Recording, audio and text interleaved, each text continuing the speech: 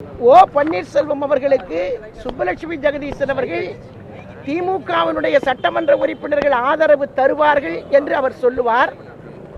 சில மணி நேரத்திற்கு பிறகு அந்த கட்சியினுடைய செயல் தலைவர், சட்டமன்ற கட்சியின் எதிர்கட்சியினுடைய தலைவர் அவர் சொல்லுவார், இது தனிப்பட்ட கருத்து, இதற்கும் திமுகவிற்கும் தொடர்பில்லை என்று சொல்லுவார். அப்படியானால் சட்டப்பேரவையிலே சட்டமன்ற எதிர்கட்சியினுடைய துணைத் தலைவர் துரைமுருகன் அவர்கள் சொன்னாரே, அப்போது இந்த செயல் தலைவர் மு.க. ஸ்டாலின் அவர்கள் ஏன் மறுக்கவில்லை? அது மட்டுமல்ல, திருச்சியிலே விமான நிலையத்திலே பேசுகிற போது, பேட்டி அளிக்கிற போது இதே செயல் தலைவர் சொன்னார், ஓ பன்னீர்செல்வம் முதலமைச்சராக வருவதை நாங்கள் விரும்புகிறோம் என்று சொன்னார். அதற்கு என்ன அர்த்தம்? ஓ பன்னீர்செல்வத்தின் பின்னணியிலே யார் இருக்கிறார்கள்? திராவிட முன்னேற்ற கழகம் இருக்கிறது. இப்போது ஊர்ஜிதப்படுத்துகிற விதத்திலே சுப்புலட்சுமி ஜெகதீசன் பேசியிருக்கிறார். இதைத்தான் கழகத்தினுடைய பொதுச் செயலாளர் மரியாதைக்குரிய சின்னம்மா அவர்கள் சொன்னார். ஓ பன்னீர்செல்வத்திற்கு பின்னால் திமுகவின் பின்னணி இருக்கிறது என்று சொன்னால் உடனே கோபப்படுகிறார்கள் திராவிட முன்னேற்ற கழகத்தை சார்ந்தவர்கள்.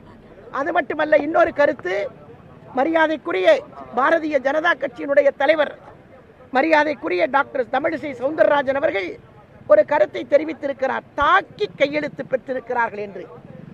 இதை சம்பந்தமாக அவர் பேசலாமா? அவர் எப்படி இதை பேசலாம்?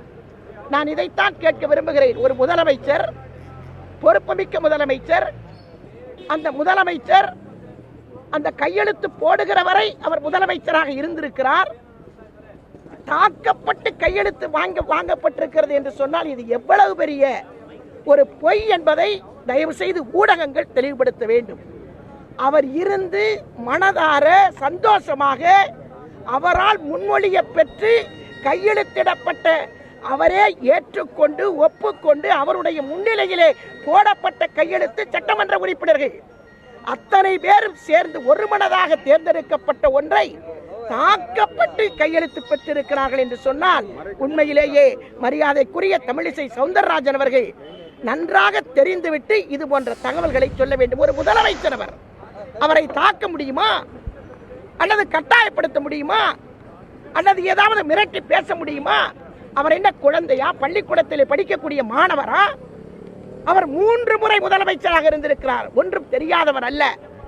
இது போன்ற தகவல்கள் வெளியே வருகிற போது, அதுவும் பொறுப்புமிக்க ஒரு கட்சியினுடைய தலைவர் பேசுவது உண்மையிலேயே எங்களுக்கு வருத்தமாக இருக்கிறது.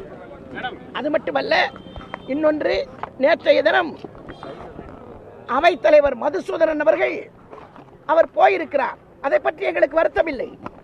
ஆனால் அவர் போனவர் என்ன சொல்லி இருக்கிறார் என்றால், கட்சியை காப்பாற்ற வேண்டும், அனைத்திந்திய அண்ணா திமுகவை காப்பாற்ற வேண்டும் என்று சொல்லி இருக்கிறார்.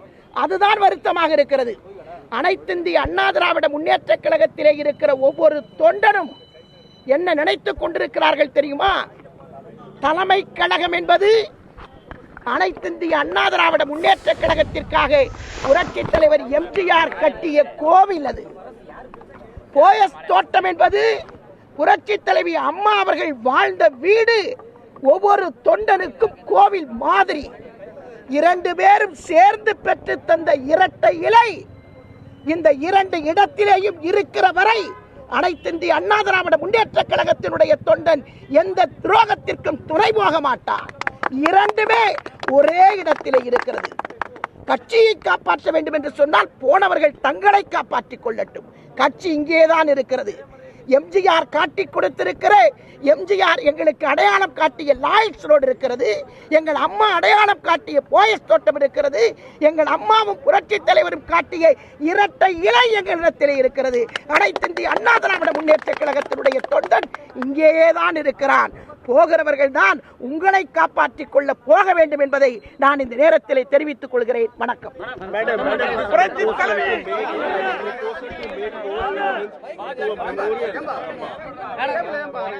சட்டமன்ற உறுப்பினர்கள்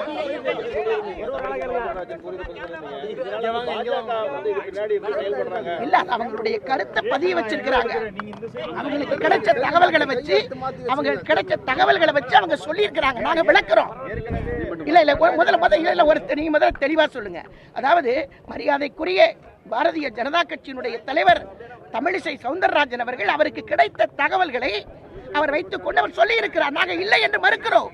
அப்படி இல்லை. நீங்கள் சொல்லப்படுகிற நபர் இந்த நாட்டினுடைய முதலமைச்சர், 3 தடவை முதலமைச்சராக இருந்திருக்க 3வது தடவை இப்பொழுது அவரை எப்படி தாக்க முடியும், கட்டாயப்படுத்த முடியும்? அவரை எப்படி ஒரு ரொம்ப அராஜகமான முறையிலே அவரிடத்தில் பேச முடியுமா? அவரிடத்தில் அத்தனை பவர் சென்டர் இருக்கிறது. இதை அவருக்கு கிடைத்த தகவலின் அடிப்படையிலே பாரதிய ஜனதா கட்சி தலைவர் தெரிவித்திருக்கிறார். நாங்கள் இல்லை என்று சொல்லுகிறோம்.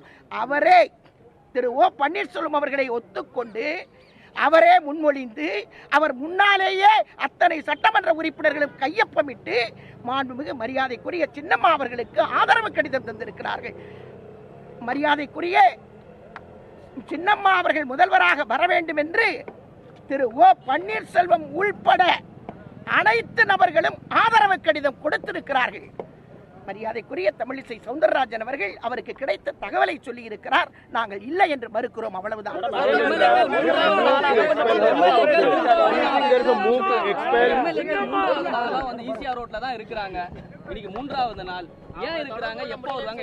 சட்டமன்ற உறுப்பினர்கள் சுதந்திரமாக இருக்கிறார்கள். அவர்களுக்கெல்லாம் தொலைபேசியிலே மிரட்டல் போகிறது. முதலமைச்சருக்கு உறவினர்கள் எல்லாம் தொலைபேசியிலே அனைத்து இந்திய அண்ணா திமுக சின்னம்மா அவர்களின் ஆதரவு எம்எல்ஏக்களை மிரட்டி கொண்டிருக்கிறார்கள். ஆகவேதான் தொலைபேசியை கூட ஆஃப் செய்து வைத்திருக்கிறார்கள். மிரட்டுகிறார்கள், கொலை செய்து விடுவோம் என்று மிரட்டி கொண்டிருக்கிறார்கள். ஆகவேதான் அனைவரும் சுதந்திரமாக இருக்கிறார்கள். பாதுகாப்பு இல்லாத இடம் சொல்றீங்களா? பாதுகாப்பு உள்ள இடம் சட்டமன்ற, அது அவர்கள் சுதந்திரமாக போய் கொண்டிருக்கிறார்கள். அவர்கள் எந்த சட்டமன்ற உறுப்பினராவது எனக்கு உயிருக்கு ஆபத்து என்று சொல்லி இருக்கிறார்கள், மிரட்டி கொண்டிருக்கிறார்கள். இவர்கள் விலை பேசிக் கொண்டிருக்கிறார்கள். அவ்வளவுதான்.